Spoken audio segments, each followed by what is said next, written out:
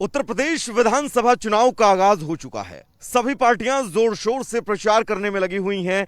ऐसे में बात वेस्ट यूपी की करें, क्योंकि सबसे पहले चरण में वेस्ट यूपी की तमाम सीटें हैं जिन पर चुनाव होने हैं। ऐसे में सभी पार्टियों के समीकरण क्या हैं, कैसे बीजेपी जो है वो पश्चिम यूपी को साथ कर चल रही है, ये हम इस वीडियो में जानेंगे। दरअसल जब चुनाव की शुरुआत होती है और तारीखों का ऐलान होता है, उसके बाद अखिलेश यादव और जयंत चौधरी की मुलाकात होती है। अखिलेश यादव और जयंत चौधरी की मुलाकात के बाद दोनों में सहमति बनती है कि वो वेस्ट यूपी की तमाम सीटों पर एक साथ चुनाव लड़ेंगे।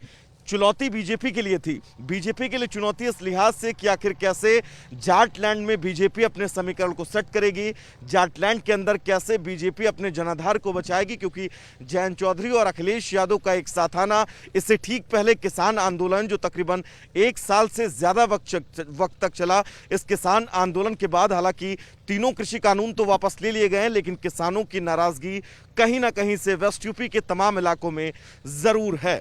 ऐसे में कैसे जाट समीकरण साधा जाए, इसको लेकर अमित शाह ने एक मास्टर प्लान तैयार किया। मास्टर प्लान के तहत दिल्ली के अंदर अमित शाह तकरीबन 250 से ज्यादा जाट नेताओं से मुलाकात करते हैं। 250 से ज्यादा जाट नेताओं से मुलाकात के बाद उनके हक की बात की जाती है, उनके मुद्दे की बात की जाती है, और यह कहा जाता है कि उत्तर प्रदेश के अंदर अगर एक बार फिर से सरकार बनती है तो जाटों को लेकर वो तमाम ऐसे काम हैं जो बीजेपी सरकार करेगी ताकि जाटों को सीधे तौर पर फायदा पहुंचे।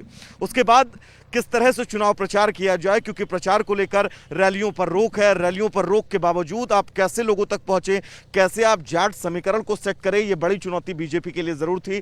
लेकिन अमित शाह ने कैराना से शुरुआत की, अपने डोर टू डोर कैंपेन की। कैराना से शुरुआत करने के बाद अमित शाह आज देवबंद पहुंचते हैं। देवबंद में उन्होंने डोर टू डोर प्रचार अभियान की शुरुआत की। बाजार में अमित शाह पहुंचते हैं और बाजार में पहुंचने के बाद लोगों से मुलाकात करते हैं। हालांकि भीड़ ज्यादा होने की वजह से वो अपना दौरा बीच से ही रद्द करके सहारनपुर के लिए निकल जाते हैं। लेकिन ये जो समीकरण तैयार किए जा रहे हैं, ये जो रणनीति अमित शाह ने मास्टर प्लान के तहत तैयार की है कि कैसे आप जाट वोटरों तक पहुंचेंगे, कैसे आप जाट वोटरों तक पहुंचने के बाद उनके हक की बात करेंगे और कैसे आप जाटों को साधेंगे, ये कहीं ना कहीं से बीजेपी अब इस रणनीति पर पूरे जोर शोर से काम कर रही है।